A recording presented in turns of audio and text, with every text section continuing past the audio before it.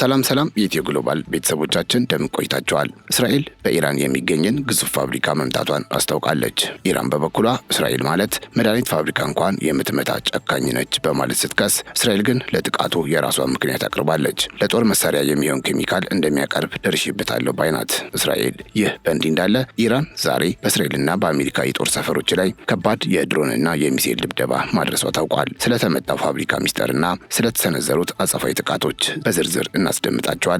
በሌላ በኩል ፕሬዚዳንት ዶናልድ ትራምፕ አሜሪካን ከኔቶ ለማስወጣት እያሰቡ መሆኑን በይፋ ተናግረዋል። አጋሮቻቸው በሆርሙዝ ስትሬትና በኢራን ጦርነት ላይ አሜሪካን ለመርዳት ፈቃደኛ ባለመሆናቸው የተነሳ ትራምፕ ይህን እርምጃ እንደ ክህደት መቁጠራቸውን ገልጸዋል። ትራምፕ ከኔቶ ጋር ያለውን ግንኙነት በድጋሚ ለመመርመር ያቀዱበትን መረጃ ዝርዝሩን ይዘላችሁ ቀርበናል። ከዚሁ ጋር ተያይዞ አሜሪካውያን ከኢራን ጋር ስላለው ጦርነት ያላቸው አቋም በአስገራሚ ሁኔታ እየተቀየረ መሆኑ ታውቋል። አዳዲስ የህዝብ አስተያየት ጥናቶች እንደሚያመለክቱት 2/3 አሜሪካውያን በትራምፕ አስተዳደር የተቀመጡት ወታደራዊ ግቦች ባይሳኩም እንኳ ጦርነቱ በአስቸኳይ እንዲቆም እየጠየቁ ነው። የነዳጅ ዋጋ መናርና የኢኮኖሚው መቃወስ ህዝቡን ለምን ክፉኛ እንዳሳሰበውና ይህ ሁኔታ በቅርቡ በሚካሄደው የአጋማሽ ዘመን ምርጫ ላይ የሚፈጥረውን ከፍተኛ ጫና በዝርዝር እንመለከታለን። በመጨረሻም የተባበሩት አረብ ኤሚሬትስ በኢራን ዜጎች ላይ ያልተጠበቀና እጅግ ሰፊ የጉዞ እገዳ መጣሏ ታውቋል። በዱባይ የሚገኘው ግዙፉ የኤሚሬትስ አየር መንገድና ሌሎችም የሀገሪቱ አየር መንገዶች የኢራን ዜጎች ወደ ሀገሪቱ እንዳይገቡ ወይም የኤሚሬትስን አገልግሎት እንዳይጠቀሙ በይፋ አግዷል ተብሏል። ይህ ድንገተኛ ውሳኔ በመቶ ሺዎች የሚቆጠሩ ሰዎችን የጉዞ እቅድና ኑሮ ክፉኛ እንደነካ የተነገረ ሲሆን ከቀጠናው የጸጥታ ሁኔታ ጋር ተያይዞ አየር መንገዶቹ የወሰዱትን ይህን ጥብቅ እርምጃና በውስጡ ያሉትን ልዩ መረጃዎች በዝርዝር ይዘላችሁ ቀርበናል። እናንተ ብቻ እስከ ፕሮግራማችን ፍጻሜ ድረስ አብራችሁ እንድትቆዩ እየጋበዝን ቻናላችንን ሰብስክራይብ፣ ይህን ቪዲዮ ላይክ እንድታደርጉ በአክብሮት እንጠይቃችኋለን። አብራችሁን ቆዩ።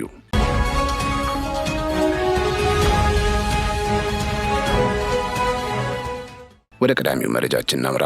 እስራኤል በዛሬው ዕለት በኢራን በሚገኝ የአንድ መድኃኒት አምራች ተቋም ላይ የአየር ጥቃት መሰንዘሯን ይፋ አድርጋለች። እስራኤል ለዚህ ጥቃት ያቀረበችው ምክንያት ተቋሙ ለኬሚካል መሳሪያዎች መርሃ ግብር የሚያገለግል ፌንታሊን የተባለ ንጥረ ነገር ያቀርባል በሚል ክስ ነው። እንደ እስራኤል ገለጻ ከሆነ ጥቃት የተፈጸመበት ተቋሙ ይህን ንጥረ ነገር የሚያቀርበው ኤስፒኤንዲ ተብሎ ለሚጠራውና ዋና መስሪያ ቤቱ ቴህራን ለሆነ የምርምር አካል ነው። አሜሪካም ይህ የምርምር አካል ከኒውክሌር ፈንጂ መሳሪያዎችና ከሌሎች የጦር መሳሪያዎች ጋር ተዛማጅ ያላቸውን ስራዎች ያከናውናል ስትል ትከሳለች። ይሁን እንጂ ቴህራን እስራኤል ያቀረበችውን ክስ ሙሉ በሙሉ ውድቅ አድርጋለች። ኢራን ቶፊክ ዳሩ የተባለው ፋብሪካዋ መመታቱን ያረጋገጠች ቢሆንም ፋብሪካው ለሕክምና ተግባራት የሚውሉ የሆስፒታል መድኃኒቶችን ብቻ እንደሚያመርት ገልጻለች። የኢራን የውጭ ጉዳይ ሚኒስትር አባስ አራግቺ የቦታውን ምስል በማጋራት በእስራኤል የሚገኙ የጦር ወንጀለኞች አሁን መድኃኒት አምራች ኩባንያዎችን በግልጽና ያለምንም እፍረት በቦምብ እየደበደቡ ነው ሲሉ ክሳቸውን አቅርበዋል። ፌንታሊን ምንም እንኳ በጣም ጥቂት መጠኑ ለሞት ሊዳርግ ቢችልም በሆስፒታሎች ውስጥ ከፍተኛ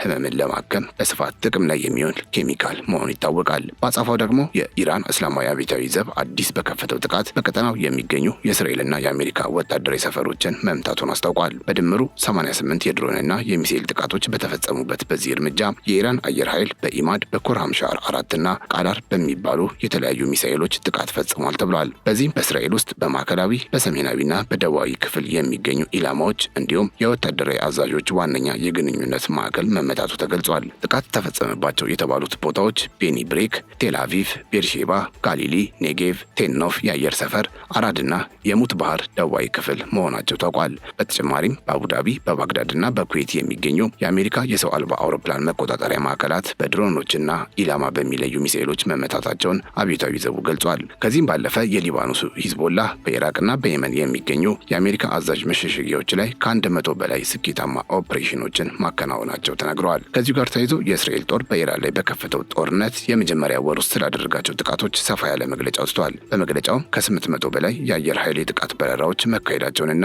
ለዚህም ወደ 16000 የሚጠጉ የተለያዩ የጦር መሳሪያዎች ወይም ቦምቦች ጥቅም ላይ መዋላቸውን ገልጿል። በዚህም ከ2000 በላይ የኢራን ወታደሮችና አዛዦች መገደላቸውን እንዲሁም ከ4000 በላይ ኢላማዎች ላይ ጥቃት መፈጸሙን ተናግረዋል። ይሁን እንጂ በኢራን ያሉ ባለስልጣናት እንዳስታወቁት የአሜሪካና የእስራኤል ጥቃቶች እስካሁን 240 140 ሴቶችና 212 ህጻናትን ጨምሮ በድምሩ 1937 ንጹሃኖችን ገለዋል ይላሉ። ከሟቾቹ መካከልም አንዱ የ8 ወር ህጻን ይገኝበታል ነው የተባለው። ኢራን እንዳስታወቀችው የእስራኤል ጦር የተገደሉ ሰላማዊ ዜጎችን እንደ ተዋጊ አድርጎ የማቅረብ ታሪክ ያለው ነው ትላለች። ለዚህም እንደ ማሳያ ያቀረበችው በጋዛ ከዚህ ቀደም ሾልኮ የወጣውን ሪፖርት ሲሆን በወቅቱ ሪፖርቱ ከተገደሉት ውስጥ 17 በመቶ ብቻ ተዋጊዎች ነበሩ የሚል ነው።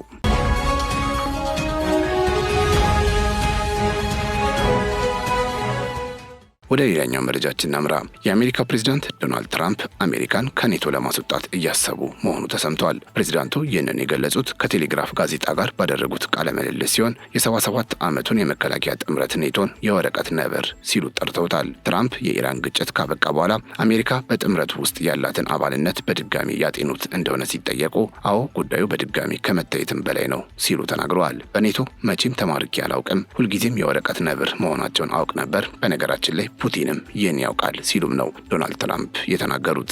ትራምፕን ለዚህ ውሳኔ ያነሳሳቸው የአውሮፓ አጋሮች በኢራን ቁጥጥር ስር ያለውንና ወሳኝ የነዳጅ መስመር የሆነውን የሆርሙዝ ወሽመጥን ለመክፈት የጦር መርከቦችን ለመላክ አሻፈረኝ በማለታቸው ነው። በተጨማሪም አሜሪካ በኢራን ላይ ጥቃት ለመሰንዘር አውሮፓ ወታደራዊ ካምፖቿን እንድትጠቀም ባለመፍቀዳቸው ፕሬዝዳንቱን ክፉኛ አስቆጥተዋል። የአውሮፓ መሪዎች ግን የሆርሙዝ ወሽመጥን ለመክፈት የሚደረገው ሙከራ እጅግ አደገኛ እንደሆነ አድርገው የሚመለከቱት ሲሆን ትራምፕ በኢራን ላይ የከፈቱት ጦርነት የእሳቸው ምርጫ እንጂ እኛ ያልተመከርንበት ነው ሲሉ ይከራከራሉ። እንዲሁም እንደ ኢራቅ ወይም አፍጋኒስታን ባሉ ረጅም ጊዜ ለሚፈጅ ጦርነት ውስጥ የመሳተፍ ፍላጎት እንደሌላቸው ይናገራሉ። ፕሬዚዳንት ትራምፕ ይህንን የአጋሮቻቸውን እንቢተኝነት አሜሪካ ለዩክሬን ካደረገችው ከፍተኛ እርዳታ አንጻር እንደ ክህደት ነው የሚመለከቱት። እኛ ዩክሬንን ጨምሮ በሁሉም ቦታ በራሳችን ተገኝተናል። ዩክሬን የእኛ ችግር አልነበረችም። እኛ ግን ለእነሱ እዚያ ነበርን፣ እነሱ ግን ለእኛ አልነበሩም ብለዋል። በዚህ ብቻ ያላበቁት ትራምፕ ለፈረንሳይና ለእንግሊዝም ጠንከር ያለ ማስጠንቀቂያም ሰጥተዋል። ከእንግዲህ እኛ እናንተን ለመርዳት እዚያ አንገኝም ያሉት ትራምፕ ፈረንሳይ ወታደራዊ ቁሳቁስ የጫኑ አውሮፕላኖች በግዛቷ ላይ እንዳይበሩ መከልከሏንና በኢራን ጉዳይ ላይ ያሳየችውን ግዴለሽነት ወቅሰዋል። እንግሊዝንም የባህር ኃይል እንኳ የላችሁም አርጅታችኋል በማለት ነው ትራምፕ የነቀፉት። ይህ በእንዲህ እንዳለ የውጭ ጉዳይ ሚኒስትሩ ማርኮ ሩቢዮም አሜሪካ ከኔቶ ጋር ያላትን ግንኙነት በድጋሚ መመርመር እንደሚያስፈልጋት ገልጸዋል። ኔቶ ማለት እነሱ ጥቃት ቢሰነዘርባቸው እኛ የምንከላከልላቸው ነገር ግን እኛ በምንፈልግበት ጊዜ የመሰረተ ልማት መብት እንኳ የሚከለክሉን ከሆነ ያ በጣም ጥሩ ስምምነት አይደለም ብለዋል። የእንግሊዙ ጠቅላይ ሚኒስትር ኬር ስታርመር በበኩላቸው አቋማቸው እንዲቀይሩ ጫና ቢደረግባቸውም በኢራን ጦርነት ላይ ያላቸውን አቋም እንደማይቀይሩና ለሀገራቸው ብሔራዊ ጥቅም እንደሚሰሩ ተናግረዋል። ስታርመር አክለውም ከአሜሪካ ጋር ጠንካራ ግንኙነት ቢፈልጉም በአሁኑ ወቅት ግን ከአውሮፓ ጋር ያለው ግንኙነት እጅግ አስፈላጊ መሆኑን ጠቁመዋል። ከዚሁ ጋር ተያይዞ የአሜሪካ ሕዝብ በዚህ የኢራን ጦርነት ዙሪያ ያለው አቋም እየተቀየረ መምጣቱን የሚያሳይ አዲስ መረጃ ወጥቷል። የሮይተርስ የህዝብ አስተያየት ጥናት እንደሚያሳየው 2/3 አሜሪካውያን በትራምፕ አስተዳደር የተቀመጡት ግቦች ባይሳኩም እንኳ አሜሪካ በኢራን ጦርነት ውስጥ ያላትን ተሳትፎ በፍጥነት ለማቆም መስራት አለባት ብለው ያምናሉ። ባለፉት 2 ቀን በተካሄደው በዚህ ጥናት ላይ ከተሳተፉት መካከል 66 በመቶ ያህሉ ይህንን አመለካከት ሲገልጹ 27 በመቶ ብቻ ናቸው ግጭቱ ለረጅም ጊዜ ቢቀጥልም አሜሪካ ግቧን ለማሳካት መቆየት አለባት ያሉት። የተቀሩት 6 በመቶ ያህሉ ደግሞ ለጥያቄው መልስ አልሰጡም ሲል የሮይተርስ መረጃ ያመለክታል። በተለይ ከፕሬዚዳንት ትራምፕ የሪፐብሊካን ፓርቲ አባላት መካከል 40 በመቶዎቹ ግቦቹ ባይሳኩም እንኳ ግጭቱ በፍጥነት እንዲቆም ሲደግፉ፣ 57 በመቶዎቹ ደግሞ ረዘም ያለ ተሳትፎ እንዲኖር እንደሚፈልግ ተናግረዋል። ለአንድ ወር የዘለቀውና በመካከለኛው ምስራቅ የተስፋፋው ይኸው ጦርነት በሺዎች የሚቆጠሩ ሰዎችን ለህልፈት ከመዳረጉ ባለፈ የነዳጅ ዋጋ በከፍተኛ ሁኔታ እንዲጨምር በማድረግ በዓለም አቀፍ ደረጃ የዋጋ ግሽበት ስጋትን በመቀስቀስ የዓለምን ኢኮኖሚ ክፉኛ እየጎዳ ይገኛል። በአጠቃላይ 1021 ሰዎች በተሳተፉበት በዚህ ጥናት 60 በመቶ የሚሆኑት ምላሽ ሰጪዎች አሜሪካ በኢራን ላይ የምታደርገውን ወታደራዊ ጥቃት እንደማይደግፉ የገለጹ ሲሆን 35 በመቶ ብቻ ደግፈዋል። የጦርነቱ አንዱ ትልቁ ጫና በአሜሪካውያን ኑሮ ላይ የታየው በቤንዚን ዋጋ መጨመር ሳቢያ ነው። ጋዝ ባዲን የተሰኘው መረጃ እንደሚያሳየው በፈረንጆቹ መጋቢት 30 ቀን ለአንድ ጋሎን ቤንዚን ዋጋ ከ3 ዓመት ወዲህ ለመጀመሪያ ጊዜ ከ4 የአሜሪካን ዶላር በላይ ሆኗል። ይህ ሁኔታ ከቀጠለ የነዳጅ ዋጋ ይበልጥ እየባሰ ይሄዳል ብለው እንደሚጠብቁ ስጋታቸውን ተናግረዋል። ከግማሽ በላይ የሚሆኑት ምላሽ ሰጪዎችም ግጭቱ በግል የፋይናንስ ሁኔታቸው ላይ አሉታዊ ተጽዕኖ ይኖረዋል ብለው ያስባሉ።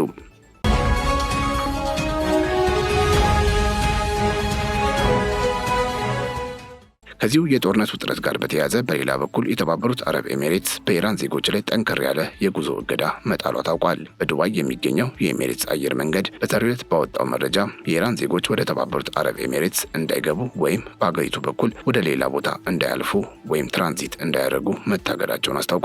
ይህ አፋጣኝ ተፈጻሚነት ያለው ገደብ በኤሚሬትስ ብቻ ሳይሆን በሌሎች ሁለት ዋና ዋና የሀገሪቱ አየር መንገዶችም ማለትም በፍላይ ዱባይና በኢትሃድ ኤርዌይስ ጭምር የታወጀ ሲሆን ይህም በሀገሪቱ ብሔራዊ አየር መንገዶች ዘንድ የተቀናጀ የፖሊሲ ለውጥ መደረጉን ያሳያል ተብሏል። የፍላይ ዱባይ ማስታወቂያ በግልጽ እንደሚጠቅሰው ከሆነ እገዳው ሁሉንም የኢራን ፓስፖርት ያዦችን የሚመለከት ነው። ይህም ህጋዊ የመኖሪያ ቪዛ፣ የቱሪስት ቪዛ ወይም የጉብኝት ቪዛ ያላቸውን ሁሉ ያካትታል ተብሏል። ሆኖም ግን እንደ ልዩ ሁኔታ የተፈቀደላቸው ወገኖች እንዳሉም ተሰምቷል። የተባበሩት አረብ ኤሚሬትስ ጎልደን ቪዛ ወይም የ10 ዓመት የመኖሪያ ፈቃድ ያላቸው የኢራን ዜጎች አሁንም ወደ ሀገሪቱ እንዲገቡና እንዲያልፉ ተፈቅዶላቸዋል የተባለው። ከዚህ በተጨማሪም የተባበሩት አረብ ኤሚሬትስ ዜጎች፣ የትዳር አጋሮች፣ ከኤሚሬትስ እናቶች የተወለዱ ልጆችና እንደ ሐኪሞች፣ መሐንዲሶች፣ ባለሀብቶች፣ ስፖርተኞች፣ የባንክ ኃላፊዎችና ከፍተኛ ባለሙያዎች ያሉ የስራ ዘርፎች ላይ የተሰማሩ ሰዎች ከገዳው ነጻ መሆናቸው ተነግሯል። ይህ እርምጃ የተወሰደው ኢራን በአረብ ባህረ ሰላጤ መሰረተ ልማቶች ላይ ከፈጸመችው ጥቃት በኋላ በኢራንና በባህረ ሰላጤው ሀገራት መካከል ያለው ውጥረት በከፍተኛ ሁኔታ መጨመሩን ተከትሎ ነው። ምንም እንኳ እስካሁን ከተባበሩት አረብ ኤሚሬትስ መንግስት በኩል የተሰጠ ይፋዊ መግለጫ ባይኖርም ገደቦቹ ግን በአየር መንገዶቹ የቪዛ መረጃ ገጾች ላይ በይፋ ተለጥፈዋል። ይህ ፖሊሲ በሀገር ውስጥም ሆነ በውጭ ያሉ የኢራን ዜጎችን በእጅጉ እንደሚነካ የተነገረ ሲሆን በተለይም በአሁኑ ወቅት ከሀገር ውጭ ያሉ የረጅም ጊዜ ነዋሪዎች እንኳ ወደ ሀገር ውስጥ እንዳይመለሱ እየተከለከሉ መሆኑ ተዘግቧል። ይህ ድንገተኛ እገዳ ከሀገሪቱ ጋር ጥልቅ የንግድና የቤተሰብ ትስስር ባላቸውና በተባበሩት አረብ ኤሚሬትስ ውስጥ በሚኖሩ የኢራን ተወላጆች ዘንድ ከፍተኛ ስጋት ፈጥሯል። ይህም የባህረ ሰላጤው ሀገራት ለቀጠለው ቀውስ ምላሽ ለመስጠት ከወሰዷቸው ተከታታይ የደህንነት እርምጃዎች መካከል የቅርብ ጊዜው ሆኖ ተመዝግቧል። ቀደም ሲልም ለአንዳንድ ኢራናውያን ነዋሪዎች ቪዛ መሰረዙንና የጉዞ ችግሮች መፈጠራቸው ተነግሮ ነበር። በአሁኑ ወቅት የኢራን ፓስፖርት ያላቸው ተጓዦች ማንኛውንም ጉዞ ከማቀዳቸው በፊት የቅርብ ጊዜዎቹን መስፈርቶች ከአየር መንገዶቹ ወይም ከኤምባሲዎቻቸው እንዲያረጋግጡ የተነገረ ሲሆን ይህ ለውጥም ጦርነቱ እስከቀጠለበት ጊዜ ድረስ ይጸናል ሲል የዘገበው አልጀዚራ ነው።